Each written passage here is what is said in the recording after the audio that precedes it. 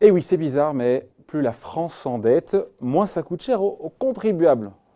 Assez contre-intuitif, nos comptes publics, qui peuvent dire merci évidemment à Mario Draghi et à la BCE et son récent revirement monétaire. Bonjour Mathieu. Bonjour David. Mathieu Plane, directeur adjoint du département analyse et prévision de l'OFCE. Maintenant, on sait, c'était calculé, à combien se monte le cadeau. C'est un cadeau budgétaire, on va dire, voilà, qui a été fait, non pas à la France, mais à tous les pays de la zone euro, par Mario Draghi pour la France au président Macron, 7 milliards d'euros. Parce que, alors comment on arrive à cette somme? À vous de me l'expliquer. 7 milliards d'euros en moins à payer pour les remboursements d'intérêts sur la dette française d'ici l'année prochaine. Comment est-ce qu'on arrive déjà à ce chiffre de 7 milliards d'euros? D'abord, le calcul, il est lié à la transmission de ce choix de politique monétaire sur les taux longs.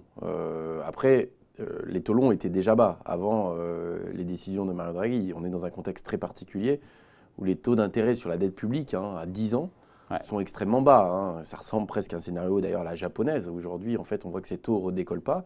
Sauf qu'on était à 50, 60 points de base, et là, depuis maintenant, on est descendu à 30 points de base, depuis les propos du... Voilà, on est redescendu, c'est-à-dire qu'on a effectivement 30 points de base en moins, mais ça reste quand même, c'était déjà très bas, donc on est encore plus bas. Donc c'est vrai que le scénario qui était fait, notamment pour le programme de stabilité, pour les prévisions en termes de trajectoire de finances publiques à moyen terme, intégrer ou pas une remontée ou pas progressive des taux d'intérêt. Or, il se trouve que les taux vont être bas et certainement plus bas que prévu. Et donc forcément, la charge d'intérêt à dette publique équivalente, c'est-à-dire que la charge d'intérêt va diminuer. C'est-à-dire que si vous avez des taux qui sont plus bas, à chaque fois que vous rachetez de la dette, ou en tout cas vous devez réémettre de la dette, le coût de cette dette diminue. C'est un des premiers postes, encore une fois, du budget de l'État, le remboursement de la dette. Et donc on passerait de 40 milliards d'euros, c'est ça, à 37 milliards. Oui. Donc ça fait 3 milliards de gagnés. Comment est-ce qu'on arrive à 7? Parce que c'est sur plusieurs années. C'est-à-dire que si on intègre un horizon temporel un peu plus long, on voit bien que le renouvellement, il faut savoir ça, c'est que la dette, la durée moyenne de la dette française, c'est 7 ans. Donc on renouvelle à peu près 1/7 de la dette chaque année. Donc par exemple, quand il y a une baisse de taux ou un choc des taux à la hausse, on voit bien que c'est 1/7 de cette dette qui va être affectée par le mouvement. Donc c'est vrai que les effets de diffusion sont beaucoup plus longs. C'est-à-dire que ce n'est pas immédiat. C'est-à-dire qu'il y a une différence entre le taux apparent que paye l'État sur sa dette et les taux qu'on voit à 10 ans, qui sont le taux auquel aujourd'hui la nouvelle dette va être émise.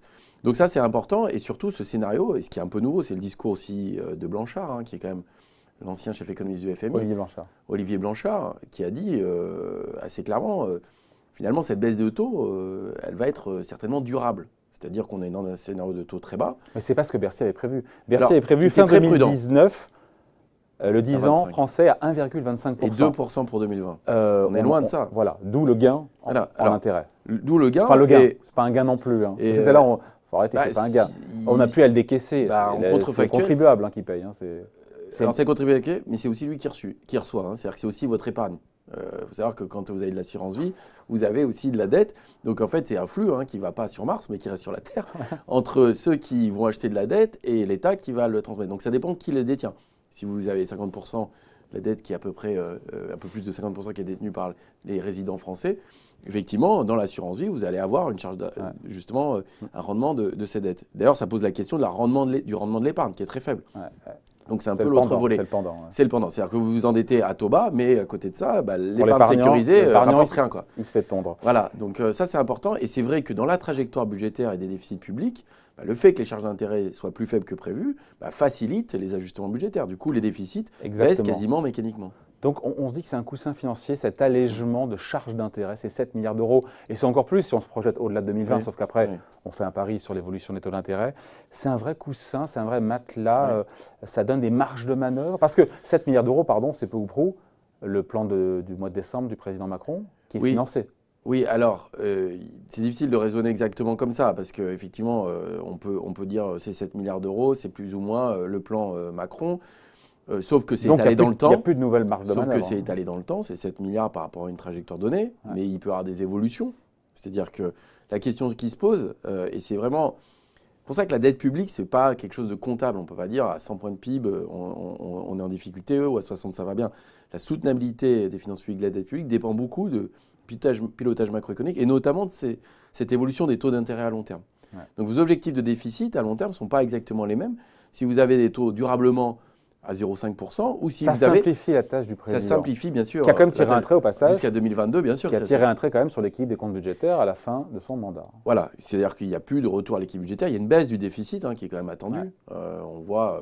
on va vers un point de PIB. Vers un point de PIB. C'était 0 au départ, mais il y a quand même une baisse attendue du déficit public, mais qui sera facilitée, a priori, par cette baisse de charge d'intérêt. On peut même se poser la question si, dans les mesures d'urgence qui peuvent être annoncées, est-ce que, justement, une partie ne serait pas financée par des bonnes nouvelles du côté des charges d'intérêt. C'est-à-dire que dans l'équilibre financier, ça redonne, ça relibère quand même des marges de manœuvre, en tout cas à court et moyen terme, qui pourraient être utilisées pour financer des mesures et pas pour baisser la dette pour le coup. D'autant qu'en 2021, la Banque de France a déjà fait son calcul. Il y aura 5 milliards d'euros de plus du fait, alors si tant est que les taux restent bas, on prolonge le trait, là, mais il y aura encore 5 milliards d'euros d'allègement en charge d'intérêt, ce qui redonne des marges de manœuvre. Mais oui, c'est énorme. Non, mais c'est énorme. Alors, c'est vrai pour l'État, c'est vrai aussi pour les ménages, c'est vrai pour les entreprises, c'est vrai pour beaucoup de monde, en fait. Ces conditions de coûts de financement qui sont bas.